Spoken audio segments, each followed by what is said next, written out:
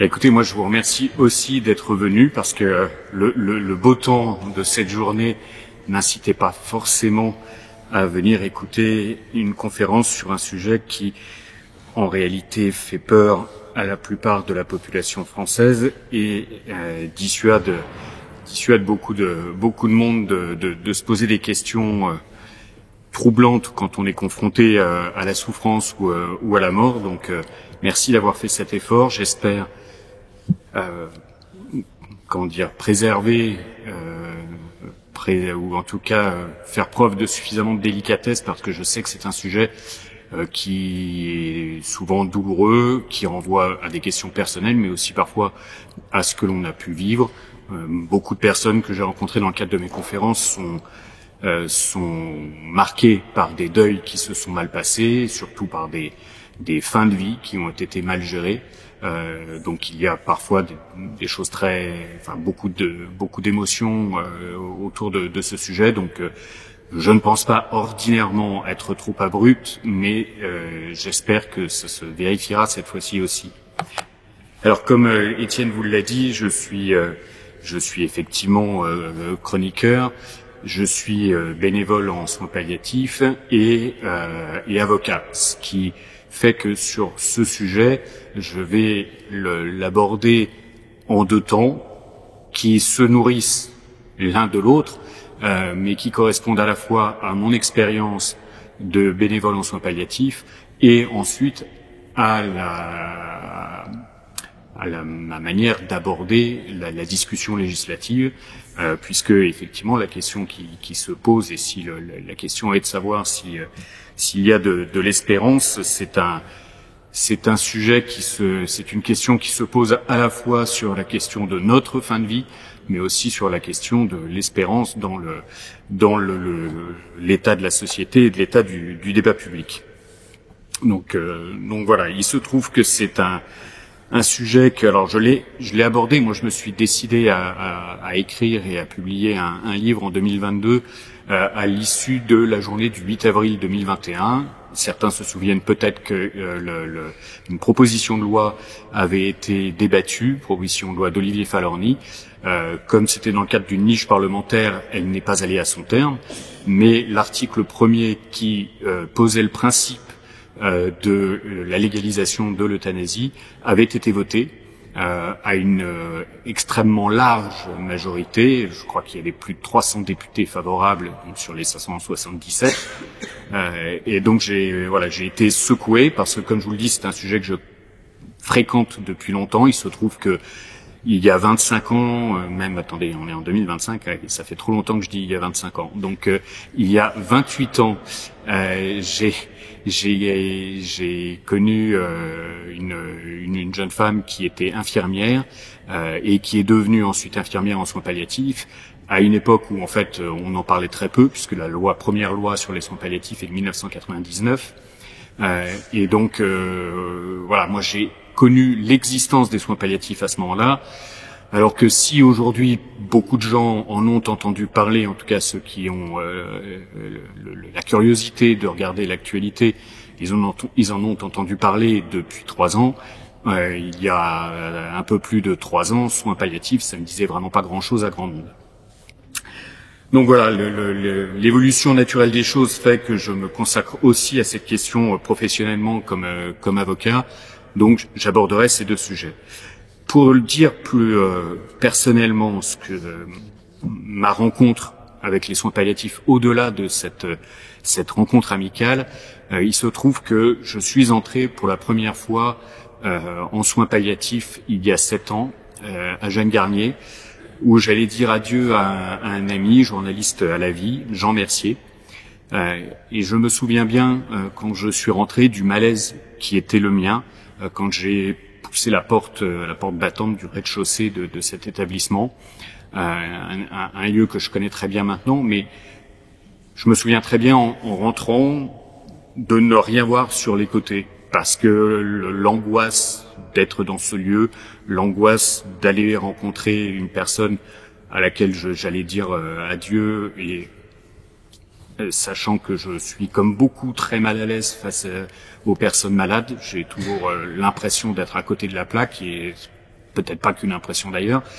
Et donc je me souviens d'être entré comme dans un tunnel, de pas vu les chambres d'à côté, j'ai pas vu le poste de soins vitré qui est sur la gauche, et je suis rentré à l'invitation de son épouse dans sa chambre, qui était la chambre 14, où je l'ai vu très amaigri. C'est quelqu'un qui faisait peut-être 1m90, qui dépassait les 100 kilos et qui devait plus en peser qu'une cinquantaine. Dans mon souvenir, il était relié à plusieurs machines. Et aujourd'hui, je sais que mon souvenir est faux. Je n'ai jamais vu de patient relié à autre chose qu'à des perfusions, mais certainement pas à des machines qui bipent dans tous les sens, même si les perfusions bipent, mais c'est pas toujours le cas. Et quand je suis rentré, j'ai été fidèle à moi-même, c'est-à-dire un peu à mon sentiment en dessous de tout. Je savais pas quoi lui dire.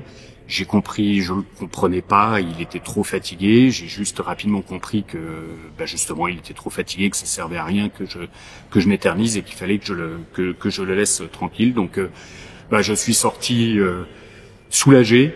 J'avais accompli mon devoir, mais j'étais pas très fier de moi.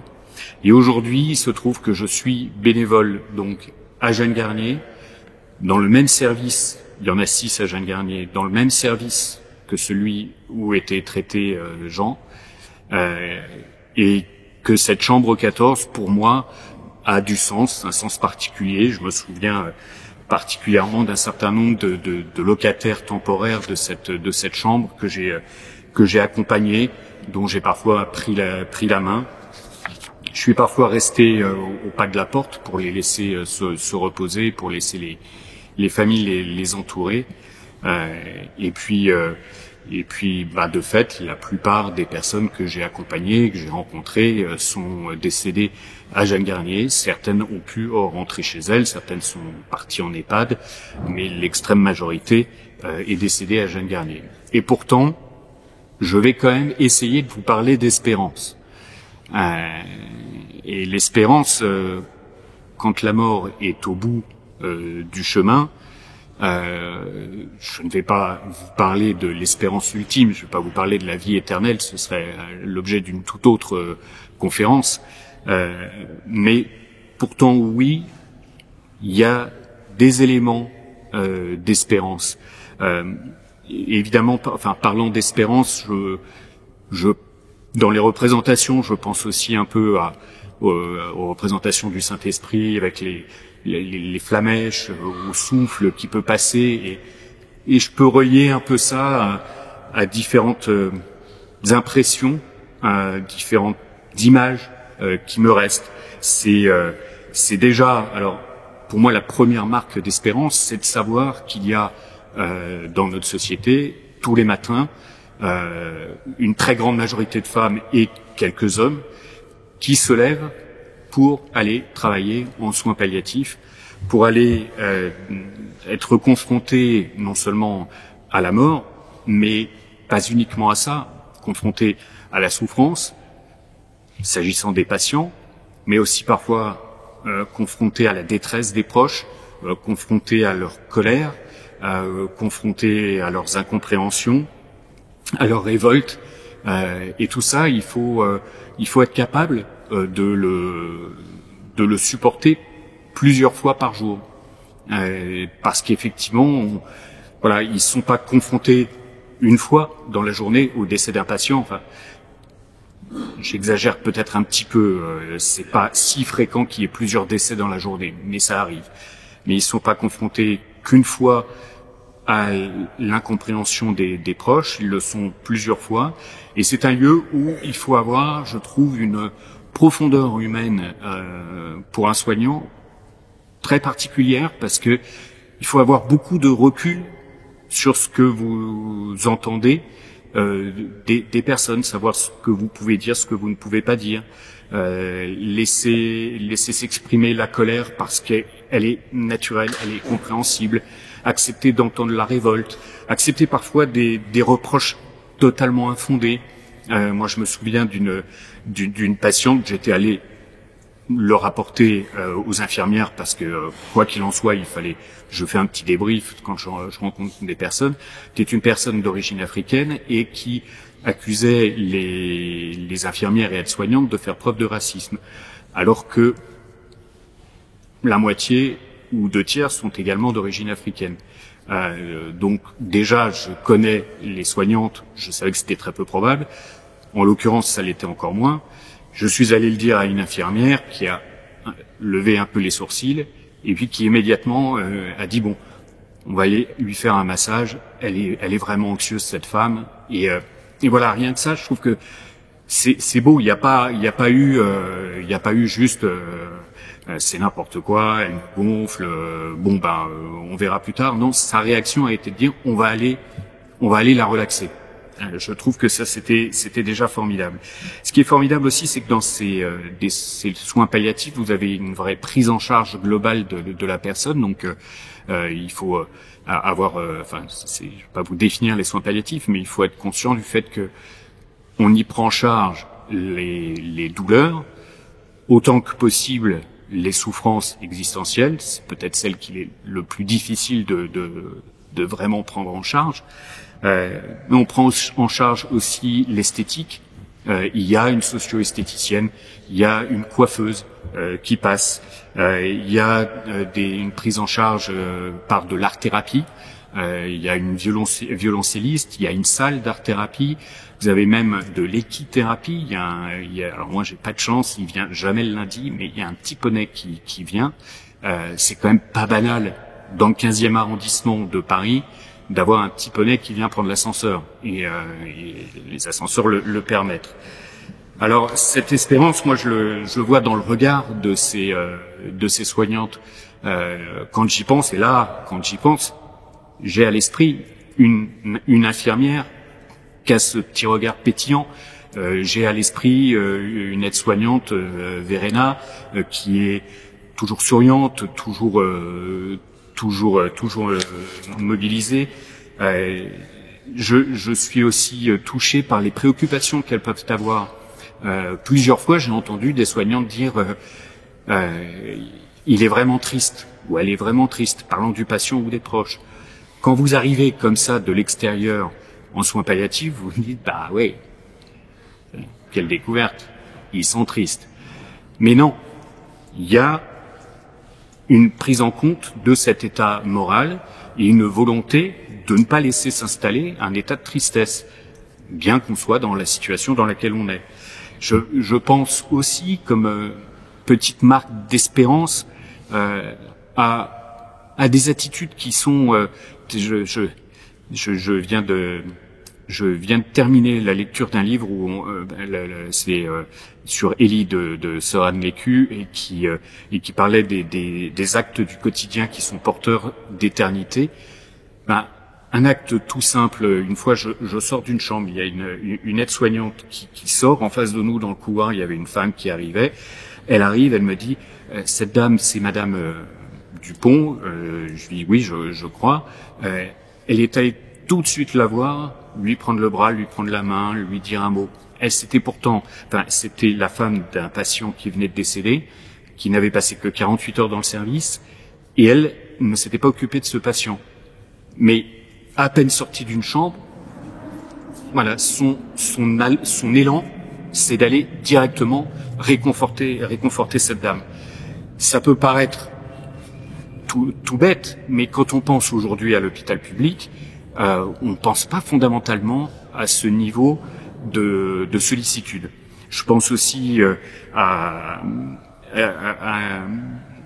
un épisode simple également, mais une fois où je faisais, comme on appelle, on dit faire du banc, c'est-à-dire globalement c'est pas je ne fous rien, c'est je suis assis sur un banc disponible à ce que l'un ou l'autre pourrait, les soignants ou les patients ou les proches pourraient se souhaiter.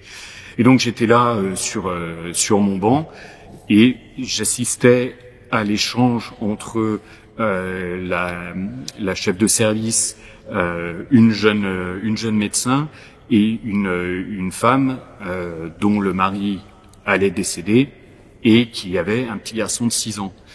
Et elles échangeaient sur la façon de parler de la situation, la façon non seulement de le préparé, mais il était quand même assez préparé, et puis avec parfois la simplicité des enfants, mais comment envisager la suite. Et je les voyais qui lui parlaient avec un franc sourire. Bon, bah là aussi, c'est des choses, voilà, ils ont pris leur temps. Enfin, il s'agissait pas de prendre rendez-vous avec le médecin pour pouvoir aller le voir le lendemain. Et puis là, évidemment, vous prenez pas rendez-vous avec le médecin pour lui dire comment je parle à mon fils. C'est une discussion qui peut avoir lieu dans le couloir. Elle avait lieu, elle a pris son temps. Je sais pas, 5, 10 minutes, mais en tout cas, elles ont répondu amplement à cette mère. Comme bénévole, parce que là je parlais effectivement des soignants, comme bénévole, moi j'ai eu donc quelques expériences qui touchent à l'espérance, dont une fois, et c'est dans cette chambre 14, avec une patiente, Rachel, juive d'Afrique du Nord, et qui faisait très juive d'Afrique du Nord dans sa façon d'être, parfois un peu comédienne, changeant d'humeur, et je m'entendais bien avec elle. Et puis une fois, début d'après-midi, parce que moi j'y vais l'après-midi, j'arrive et puis les soignantes me disent qu'elle est un peu déprimée, que ce serait bien d'aller la voir et éventuellement de l'emmener au jardin. Et donc je suis venu, et puis de fait elle me dit, alors bizarrement, mais enfin on s'en fout, mais c'est ce qui arrive dans les soins palliatifs parfois. Enfin, elle me parle en anglais alors qu'elle parle français normalement, me disant j'ai rien à faire ici, j'ai plus ma place dans le monde, maintenant il faudrait que les médecins fassent ce qu'ils ont à faire, une piqûre et puis je m'en vais, etc. Je l'écoute et je lui propose d'aller au jardin, donc elle accepte, on part sur le fauteuil roulant, et puis on sort, et puis là il me dit vous accomplissez une midra, Elohim vous le rendra. C'était tout d'un coup, on a passé 5 minutes à parler des essences d'arbres qu'il y a dans le jardin. Alors, j'en parle parce que les jardiniers ont la gentillesse d'avoir mis des écriteaux. Ça me permet de savoir quelles sont les essences d'arbres. Sinon, je serais bien incapable d'en parler. Mais en tout cas, c'est ce qu'on a fait. Et en fait, même si je vous dis ça, mon sentiment à ce moment-là a été, j'ai pensé à l'expression qu'on emploie parfois dans l'Église, quand on en fait un peu beaucoup sur qu'on surenchérit dans l'humilité, mais quand on dit qu'on est l'instrument de Dieu, ou l'instrument, en tout cas, de quelque chose, c'est le sentiment que j'ai eu. Parce que, en fait, quand je suis arrivé, je l'ai écouté, je lui ai rien dit. J'ai pas eu de paroles spécifiques pour la réconforter, je l'ai juste laissé s'exprimer. Après, j'ai poussé son fauteuil, je suis dans son dos, elle me voit pas, et en fait voilà, j'étais les deux jambes et les deux bras qu'il fallait à ce moment-là, et un peu comme il y a des matériaux conducteurs, j'ai eu un peu l'impression d'être conducteur de quelque chose auprès de cette femme. J'ai eu aussi une rencontre avec un homme, je peux dire son prénom, Claude, que j'ai rencontré plusieurs fois, qui m'a marqué. Quand il est arrivé, il a dit au médecin que il voulait que le médecin fasse en sorte que ça aille vite, et que ça s'éternise pas. Alors le médecin, qui est un petit peu qui s'en laisse pas compter, mais qui aime bien répondre un peu, lui a dit en gros, ce que vous me demandez, c'est de vous euthanasier. Donc le monsieur lui a dit docteur, tout de suite les grands mots. Et puis nous on s'est rencontrés plusieurs fois. Je peux pas m'empêcher de penser que quand il a dit ça, il a un peu présenté la face que la société attend maintenant que l'on présente pour être une personne âgée digne. C'est-à-dire avoir la décence de s'effacer, de n'être un poids pour personne, et de dire dès qu'on arrive, va falloir faire ce qu'il faut. Puis bon, on s'est rencontrés. Là encore, je l'ai essentiellement laissé parler. Je me souviens de beaucoup de choses de sa vie. Il était à Issoire, il traversait Issoire avec le troupeau de vaches de ses parents. Il a fait carrière dans le nucléaire militaire. Il y a eu des histoires d'espionnage dans son service. Je me souviens du surnom de sa femme. Et puis, à un moment donné, lui qui pensait devoir faire en sorte que ça aille vite, on lui a dit qu'il allait pouvoir rentrer chez lui. Et il m'a dit, je viens d'avoir un arrière-petit-fils. Celui-là, je pensais pas que je le rencontrerais. La vie continue. Et le chemin entre à faire en sorte que ça aille vite et la vie continue, c'est le chemin que j'espère qu'on arrive à faire souvent en soins palliatifs, autant que possible. Et oui, là, il y a de l'espérance. Avant lui, parmi les expériences peu fréquentes que je peux avoir, un homme m'a pris la main. Alors, on voit souvent, c'est plus facile souvent pour les bénévoles femmes. D'une part, c'est plus facile pour une femme de prendre la main d'une autre femme. Un homme qui prend la main d'un autre homme, c'est culturellement, c'est plus rare. Et puis là, il me parlait. C'est un artiste qui avait beaucoup d'humour. Puis à un moment donné, il parle de sa petite fille. Et quand il a parlé de sa petite fille, les larmes lui sont montées aux yeux. Et alors moi, j'ai essayé d'approcher ma main parce que dans ces cas-là, je sais pas quoi dire. Et donc j'ai un peu posé ma main au-dessus du drap. Puis lui, il a viré le drap en me disant écartez ça. Et puis il m'a pris la main, il m'a dit ça fait tellement de bien. Et par moments, en fait, on n'a pas grand-chose à dire, pas grand-chose à faire.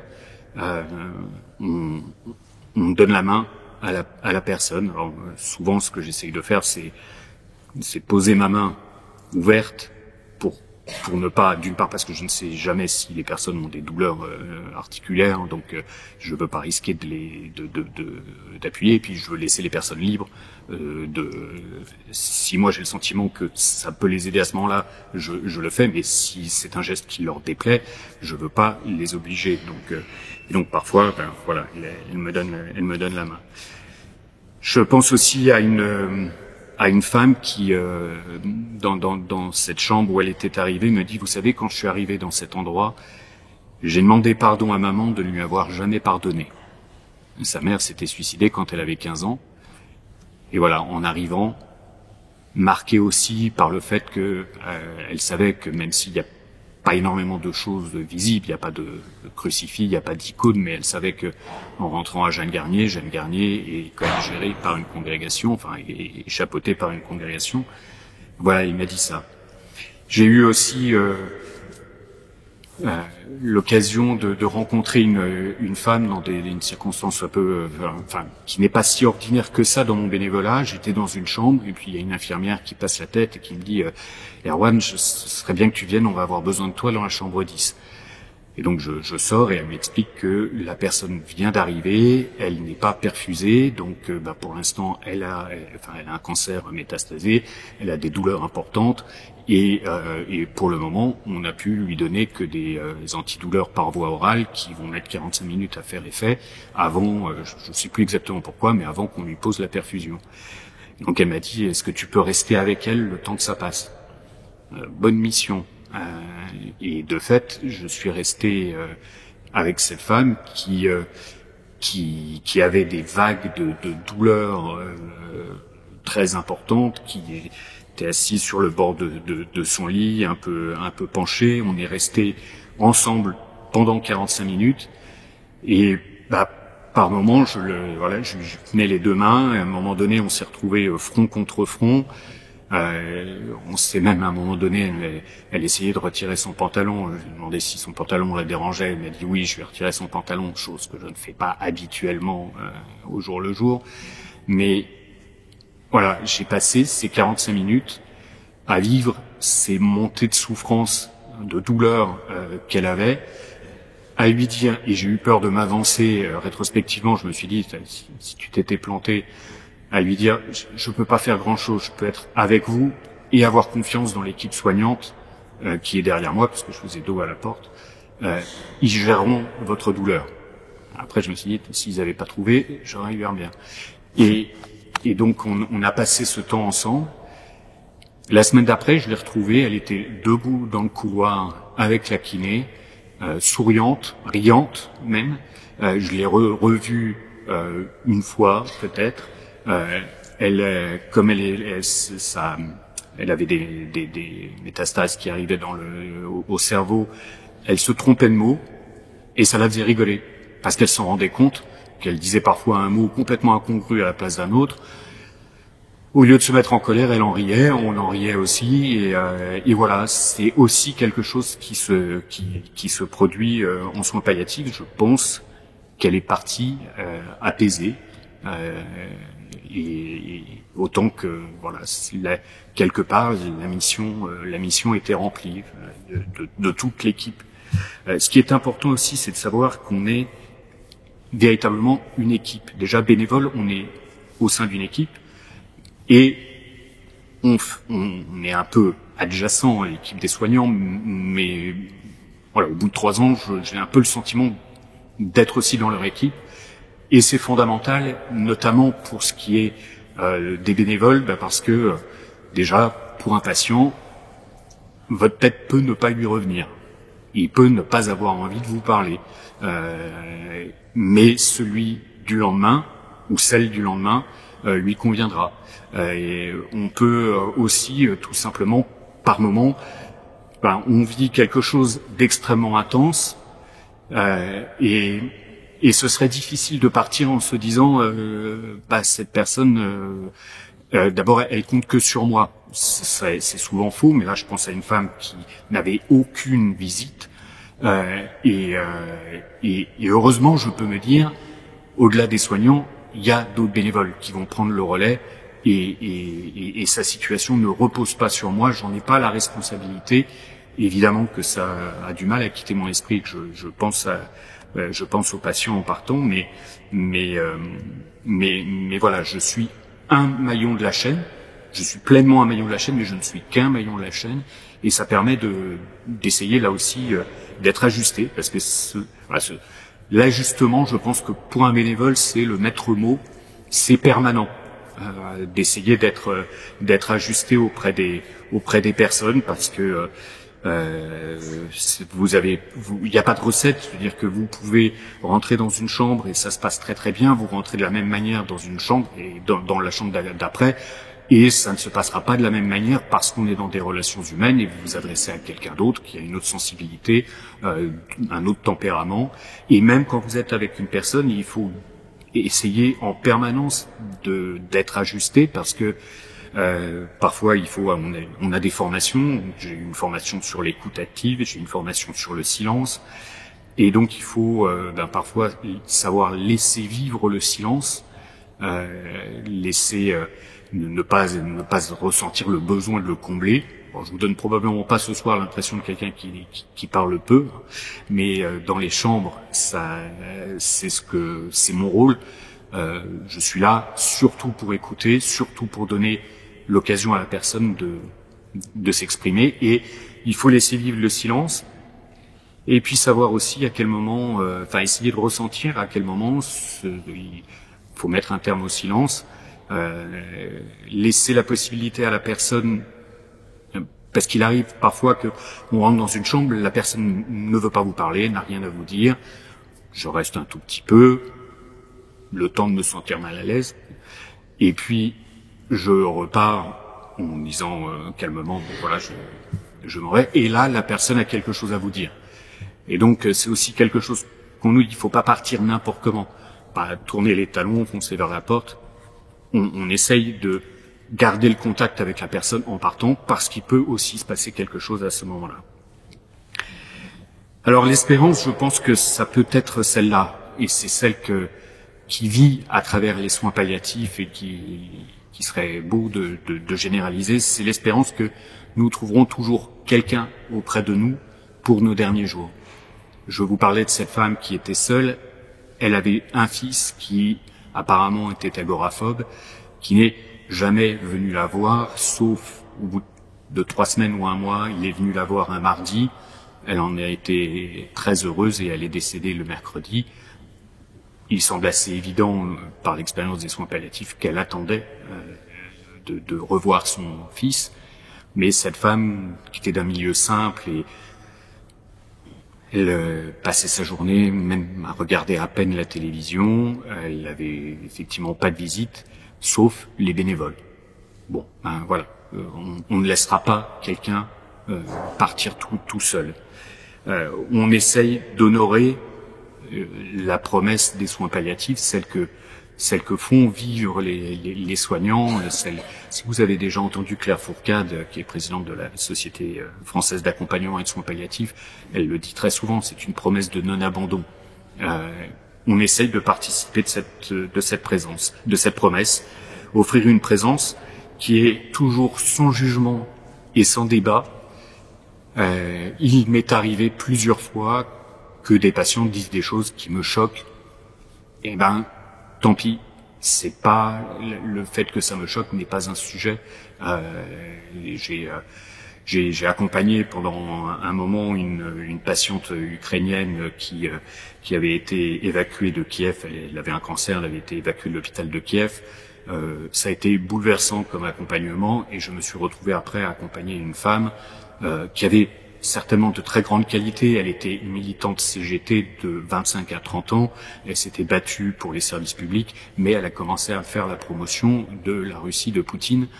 J'étais dans la chambre à côté, enfin la patiente ukrainienne était dans la chambre d'à côté, j'en sortais. C'est pas facile de l'entendre sans réagir, sans rien dire. Mais cette femme, dans sa fin de vie, je suis pas là pour débattre, je suis pas là pour dire quoi que ce soit.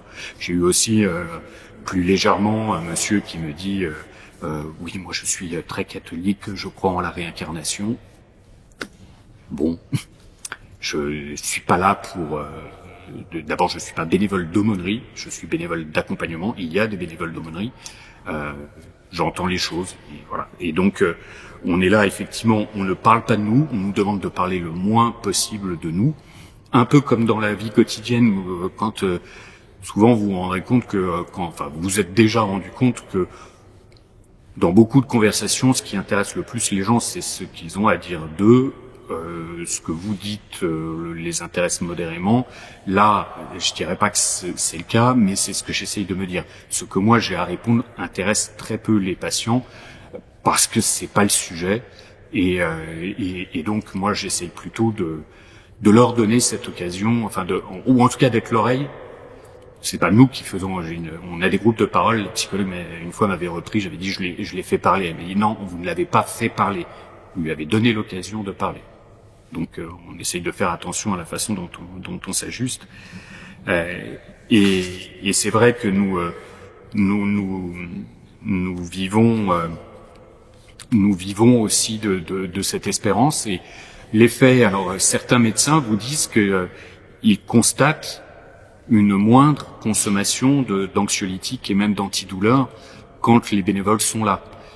C'est parfois tout simplement mesurable. Vous avez ce que l'on appelle les bolus, c'est-à-dire que c'est souvent les patients ont la possibilité de gérer eux-mêmes les antidouleurs et de prendre une dose de plus quand la douleur devient plus forte.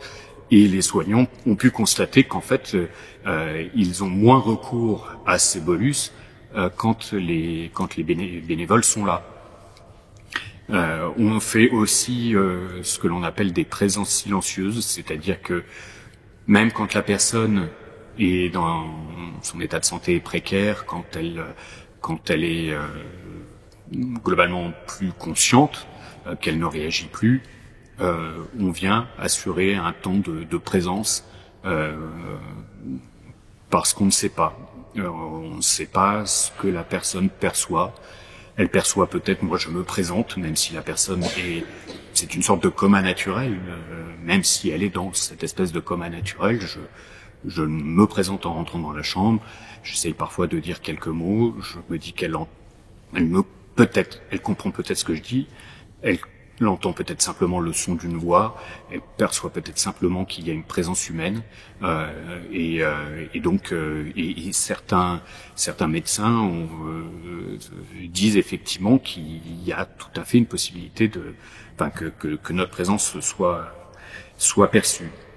Alors de fait, témoin d'espérance, quand j'ai vu l'intitulé, j'en ai parlé à ma femme, que ça a fait rigoler, parce qu'elle m'a dit, elle me trouve parfois un peu sombre sur ces sujets. C'est vrai que l'évolution du débat législatif porte pas à la légèreté, donc elle a un peu rigolé sur l'idée que je puisse être témoin d'espérance, mais en tout cas, comme je vous ai dit, moi je suis pas bénévole d'aumônerie, je suis bénévole d'accompagnement. Mais une chose que j'aime dans ce positionnement, c'est aussi que je ne parle pas d'évangile, mais j'ai sentiment d'en vivre. J'étais malade et vous m'avez visité. Pour une fois, j'ai l'impression d'être à ma place, sans discussion. C'est là que le Christ nous a dit d'aller et d'être. Et donc, voilà, quand j'arrive à y être pleinement, j'ai l'impression de vivre d'évangile. Il y a aussi parfois des moments difficiles. Alors, en fait, beaucoup moins que je l'aurais imaginé. J'avais peur des odeurs, j'avais peur de la douleur, j'avais peur des cris. Les cris, je n'en entends quasiment jamais. Et généralement, quand j'en entends, c'est parce que la personne a aussi une forme de confusion, un trouble psychique, mais c'est pas des cris de douleur.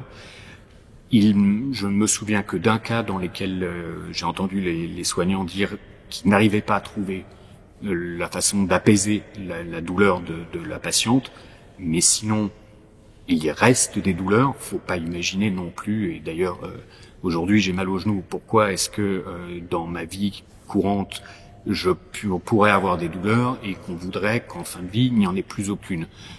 Il y a des douleurs, mais ce que permettent les soins apportés, c'est que ces douleurs soient supportables et permettent un échange.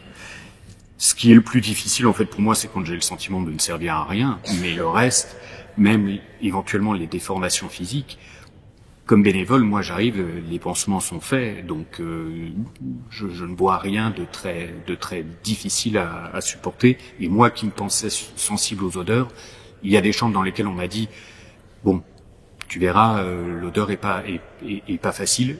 Et moi, j'ai globalement pas senti grand-chose. Donc, mais il y a des situations plus dures, des personnes auxquelles on n'est pas parvenu à apporter un réconfort. J'ai eu une rencontre une fois avec une femme qui demandait à mourir. On m'a dit ce serait bien que tu ailles la voir parce que elle est déprimée et elle demande à mourir. Et je suis arrivé, j'ai regardé à Jeanne Garnier, les portes ont un hublot. J'ai regardé, au début, j'ai pas vu où était la patiente. Il y avait bien une femme assise sur le bord du lit, mais elle était habillée comme vous l'êtes là. Elle était très soignée, bien coiffée. Elle avait un téléphone portable dans une main, elle prenait des notes dans l'autre. Et bon, après avoir regardé et vu qu'il n'y avait personne d'autre dans la chambre, je suis rentré. Et elle était extrêmement ferme sur le fait qu'elle voulait mourir, que c'était un scandale qu'on n'autorise pas l'euthanasie en France, et que voilà, que c'était lamentable, que les médecins lui venaient pas en aide, etc. Elle m'a expliqué. Franchement, je suis sorti. Enfin, j'étais totalement démuni parce que quand elle vous explique ce qu'est sa vie à ce moment-là. Soit vous vous dites bon ma mission ça va être de m'occuper d'elle H24, soit en fait cette femme elle était seule, son mari était décédé depuis 15 ans, elle n'avait qu'une sœur à plusieurs centaines de kilomètres, elle-même malade, qui ne venait pas. C'était une femme qui avait été très active, qui avait fait de l'humanitaire au Liban, en Afghanistan, qui était très active dans sa paroisse aussi, et qui là avait une maladie pulmonaire. Et elle me disait mais je peux plus rien faire, même aller à la salle de bain c'est trop d'efforts pour moi. Et donc moi là encore comme je vous dis, des demandes de mort j'en je suis pas là pour en débattre, je suis pas là pour contredire les gens. J'écoute, je les laisse s'exprimer. J'essayais un petit peu de trouver comment aller vers la vie, et j'avais l'impression d'avoir affaire à quelqu'un qui avait tellement réfléchi à ça qu'elle avait sa checklist. Et je lui disais une chose, il y avait un contre-argument. Et en fait, elle a commencé par demander une sédation profonde et continue maintenue jusqu'au décès. Elle ne rentrait pas dans les critères. Donc les critères, c'est un décès prévu à court terme et des souffrances réfractaires. C'était pas le cas dans sa situation. Et puis au bout d'un moment, elle a fini par demander un arrêt de traitement, ce qui est un droit que tout le monde a. On peut demander l'arrêt d'un traitement qui vous maintient en vie. Et donc elle a demandé l'arrêt de ce traitement. Ils ont arrêté l'oxygène qui lui était dispensé, les médicaments qu'on lui donnait. Pendant 48 heures, elle a eu un mieux, et puis elle est décédée. C'est une situation, je ne sais pas si on peut parler d'échec, mais c'est une situation difficile, c'est une situation qui vous laisse évidemment démunis. Il y a eu aussi une femme qui avait une SLA, mais qui était, alors la SLA, vous avez peut-être entendu, sinon la maladie de Charcot, c'est à peu près synonyme, je crois que c'est pas exactement identique, mais c'est très similaire. Et elle avait une forme qui n'était pas la forme la plus avancée que j'ai vue, puisque elle était très valide, elle avait juste perdu l'usage de la parole, mais sinon, elle aidait même ses visiteuses à se relever de leur chaise. Donc, et elle ne voulait pas connaître la suite, et donc elle a commencé par demander une sédation profonde et continue. Dans ces cas-là, quand une demande est faite, il y a une procédure collégiale qui se met en place, même si les soignants, par expérience, se disent elle rentre pas dans les critères, ils mènent quand même la procédure collégiale. Elle ne rentrait pas dans les critères, mais là-dessus, elle a décidé d'arrêter de s'alimenter. L'arrêt de l'alimentation majorait certaines douleurs qu'elle avait par ailleurs, donc elle a été sédatée, mais de façon intermittente, enfin, en tout cas pour soulager les douleurs. Comme ça s'aggravait, elle a fini par avoir une sédation profonde qui a été maintenue jusqu'au décès. Ça a beaucoup perturbé le service parce que même si on peut faire la distinction, le chef de service me disait tu parles pas de ce cas-là parce que c'est très particulier, c'est pas notre ordinaire. Mais je trouve que oui, c'est très particulier, mais c'est ce qu'on appelle dans le domaine les cas limites. Voir comment il a été géré est un enseignement. Et donc elle est décédée à la suite en fait par la décision qu'elle a prise, décision qui a été accompagnée. Il n'y a pas eu d'acte intentionnel, on n'a pas provoqué sa mort, on a accompagné sa décision de mourir, en soulageant les souffrances et les douleurs que ça pouvait lui provoquer.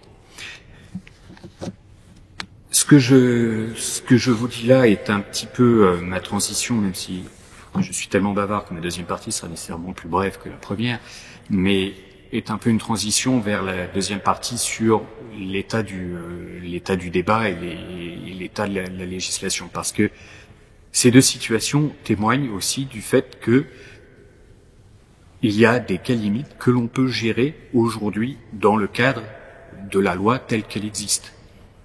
La première femme a demandé un arrêt de traitement. Il y a beaucoup de situations dans lesquelles, lorsque l'on est en fin de vie, demander l'arrêt des traitements, ce sont des traitements qui vous maintiennent en vie. Donc, si vous souhaitez mourir, si vous arrêtez votre traitement, la mort interviendra, accompagnée. L'autre personne qui avait une SLA, c'est effectivement très peu ordinaire comme traitement, enfin comme prise en charge, mais voilà, ils ont été poussés jusqu'à leur limite, l'équipe soignante, c'est comme ça qu'ils l'ont traité. Il n'y a pas eu besoin, ni dans un cas ni dans l'autre, de provoquer la mort des gens. Alors venons-en effectivement à la situation actuelle. On a, vous avez dû l'entendre, 2 propositions de loi qui vont être débattues à partir de la mi-mai. Une proposition de loi qui porte sur les soins palliatifs et qui vise à les améliorer globalement. Il y a quelques points, je ne vais pas les détailler, mais il y a quelques points d'attention parce qu'on a le sentiment que certaines choses sont introduites pour permettre un élargissement vers la réalisation des euthanasies dans les mêmes lieux que les soins palliatifs. Mais globalement, l'idée, c'est d'améliorer et d'accroître la prise en charge palliative en France. et l'autre projet de loi qui, parce que ces rédacteurs n'assument pas véritablement ce qu'ils disent, est un projet de loi relatif à la fin de vie.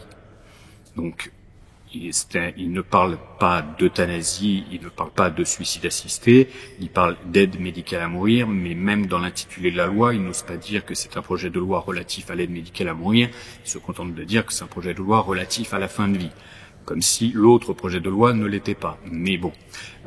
Et donc ce texte prévoit de légaliser le principe serait une légalisation du suicide assisté. Le suicide assisté, c'est donc la personne qui accomplit l'acte et s'administre elle-même le produit létal. Et si elle n'est pas en état physique ou en état de s'administrer le produit, alors c'est un tiers qui l'administrera, et dans ce cas-là, c'est une euthanasie.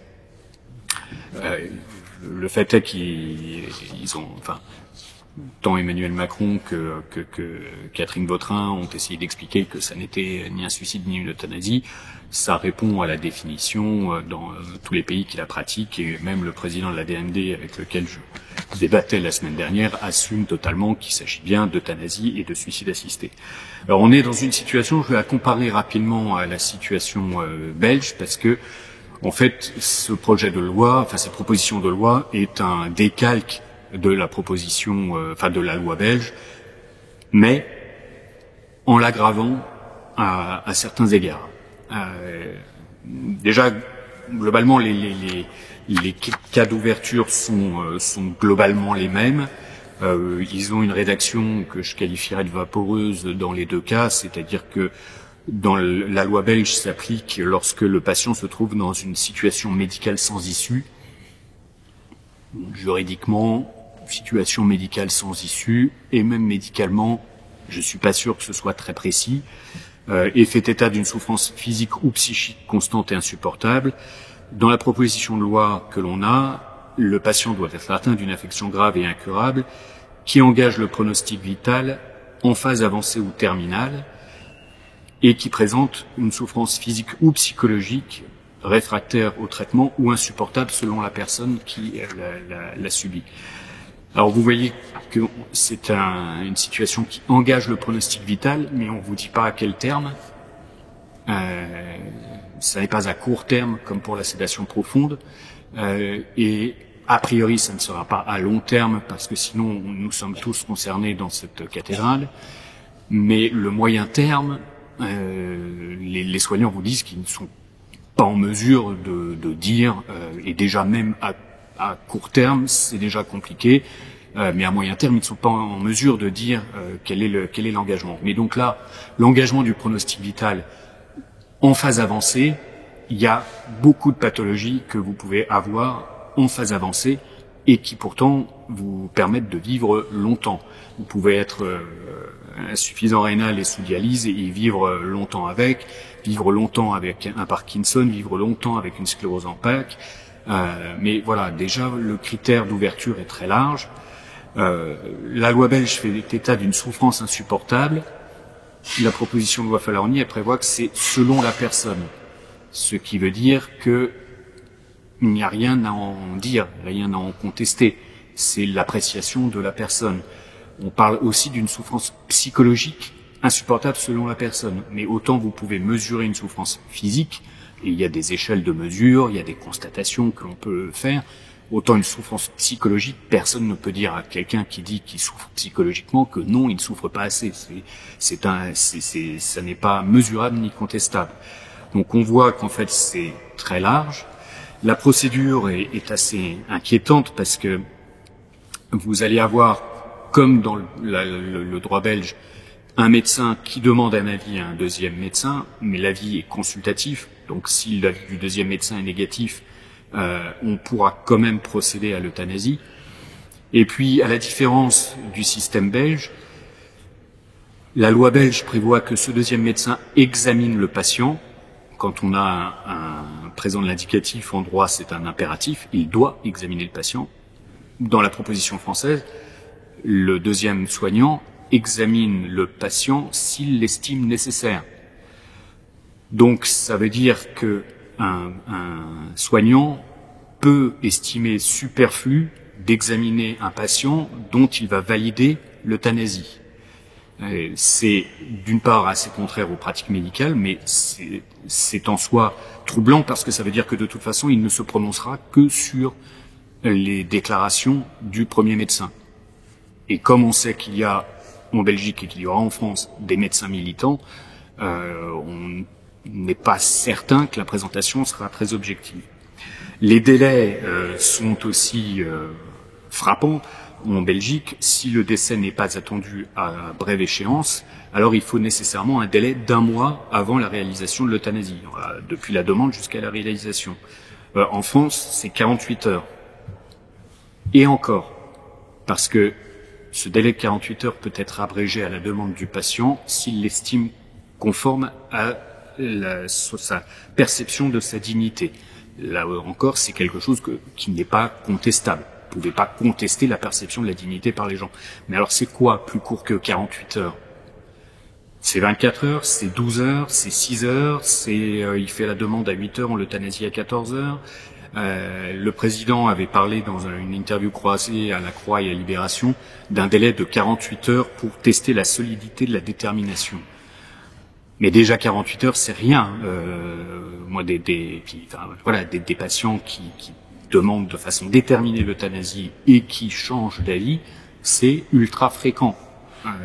Donc voilà, c'est le contrôle lui-même est inquiétant, parce que vous avez déjà un premier motif d'inquiétude. Le contrôle est a posteriori en Belgique et ce sera la même chose en France. Donc il y a un même désagrément, c'est que si vous apercevez que les conditions n'étaient pas remplies, le patient est mort. Donc déjà envisager sur des sujets comme celui-là de ne faire qu'un contrôle a posteriori est choquant. Le contrôle est confié à une commission de contrôle. Alors, la commission belge a l'honnêteté de reconnaître dans ses rapports publics qu'elle n'a pas les moyens de faire autre chose qu'un contrôle sur déclaration. Donc, vous avez un médecin qui remplit une déclaration et qui, dans ses déclarations, doit dire s'il a respecté la loi. S'il n'est pas complètement idiot, il ne va pas dire qu'il a violé la loi. Mais il peut y avoir des critères plus ou moins bien remplis. Et dans cette hypothèse, la commission belge, qu'est-ce qu'elle peut faire?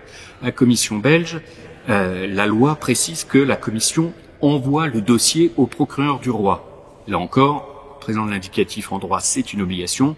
Elle doit envoyer le dossier au procureur du roi. La réalité concrète, c'est qu'en plus de 20 ans, ça n'est arrivé qu'une fois. Et statistiquement, ça n'est pas possible qu'il n'y ait eu qu'une infraction en 20 ans. Il n'y a pas une prescription légale qui ne soit pas enfreinte. On me dirait qu'il y a 1%, 5% de cas de violation, ce serait crédible. Qu'on me dise qu'il y a un cas en 20 ans, ça ne l'est pas. Mais en France, si en Belgique c'est envoie le dossier au procureur du roi, en France c'est la commission peut saisir, elle peut ne pas le faire, non pas le procureur, mais la chambre disciplinaire de l'ordre compétent. Donc, vous pratiquez une euthanasie sans respecter les conditions. En droit, ça veut dire que vous avez commis un homicide et on saisit qui? On saisit la chambre disciplinaire de l'ordre des infirmiers ou de l'ordre des médecins. Et éventuellement même, on ne le saisit pas. C'est donc préoccupant parce qu'on a vraiment le sentiment que tout est rédigé dans ce texte pour laisser libre cours le plus large possible à l'euthanasie. Je vois que je suis un peu long, et donc je vais pas vous faire écouter les sons que je voulais vous faire écouter, mais j'ai eu un échange dans une émission sur Arte. Il y avait un gériatre hollandais, philosophe, qui pratique des euthanasies depuis maintenant ça fait 16 ans qu'il en pratique. Quand le journaliste lui dit les opposants disent qu'on est sur une pente glissante, et vous, qu'est-ce que vous en pensez? Il répond oui. On est sur une pente glissante. Il y a 25 ans, personne ne demandait l'euthanasie en Belgique. Puis en Hollande, puis on a proposé l'euthanasie aux personnes en fin de vie, puis aux personnes atteintes de troubles psychiques, puis aux personnes âgées. Puis en fait, on va toujours ajouter de nouvelles personnes, et je ne crois pas que ce soit une mauvaise chose. Donc lui, il s'en félicite. Moi moins, mais mais au moins il a l'honnêteté de dire que oui, la logique sous-jacente de la légalisation de l'euthanasie porte à l'élargissement. Quand on vous dit que il y a des dérives, ce ne sont pas des dérives. La légalisation de l'euthanasie est une dérive et elle porte l'extension en elle-même, parce que la philosophie qui la sous-tend, c'est une éthique de l'autodétermination, c'est-à-dire c'est moi qui me détermine, c'est moi qui décide.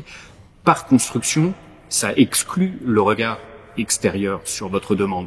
Donc, au fur et à mesure, une fois qu'on a franchi cette étape, le regard de l'autre sur la légitimité de votre demande va être écarté de plus en plus et sur des cas de plus en plus larges.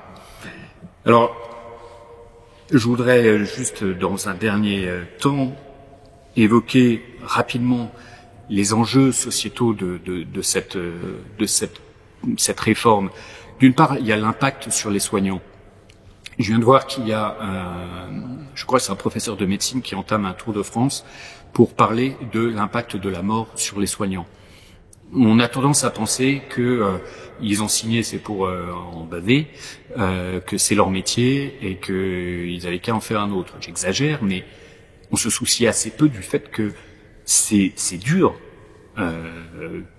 d'affronter la mort. C'est dur d'avoir votre alter ego, une autre personne qui vous dit en face qu'elle préfère, qu'elle ne veut plus être demain. Alors, ils apprennent à faire face, mais c'est émotionnellement, ça prend. Et demain, quand ils entendront effectivement des demandes d'euthanasie qui peuvent être exécutées, c'est aussi quelque chose qui peut être bouleversant. Et aujourd'hui, on a une proportion de 22% de médecins et de 17% d'infirmières en soins palliatifs qui sont prêts à démissionner parce qu'ils ils ne veulent pas être confrontés à ça.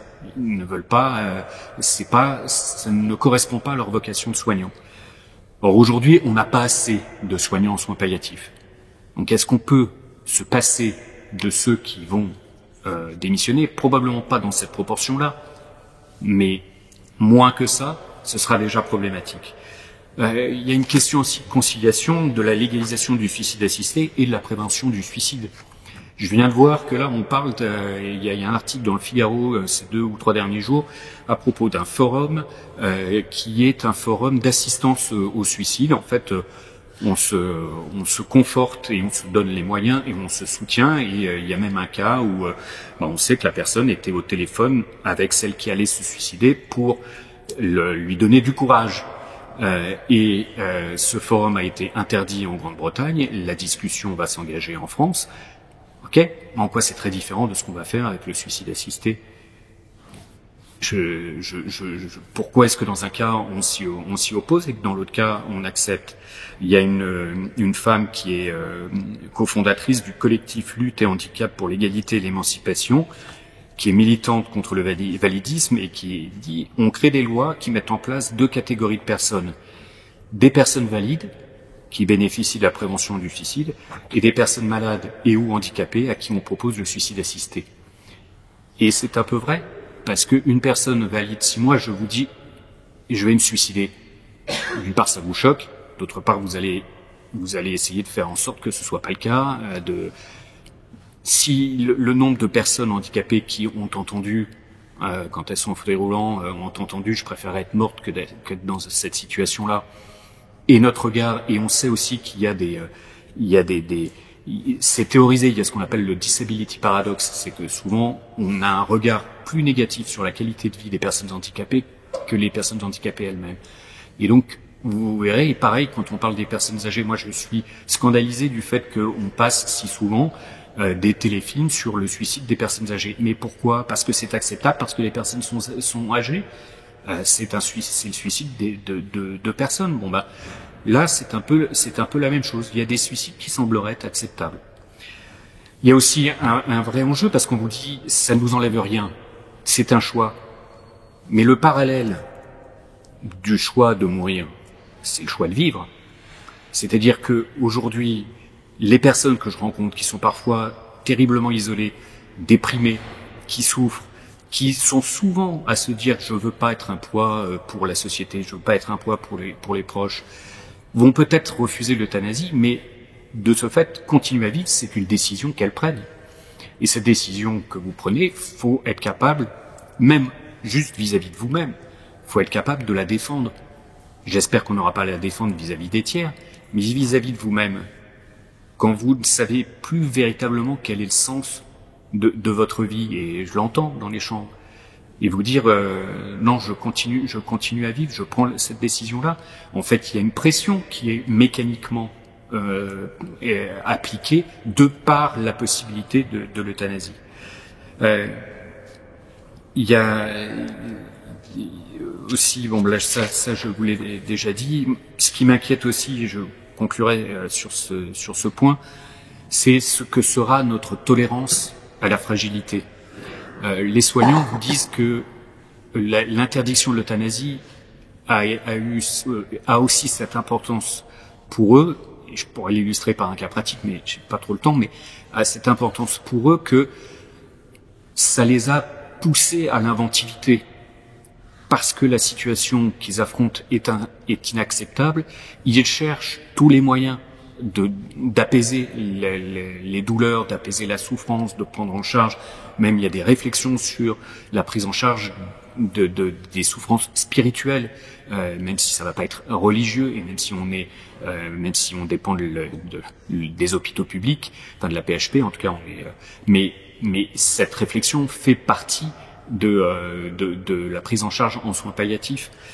Mais nous, lorsque l'euthanasie ou suicide assisté sera possible, quelle sera notre tolérance face à une situation qui s'éternise, face à quelqu'un qui n'en finit plus de mourir?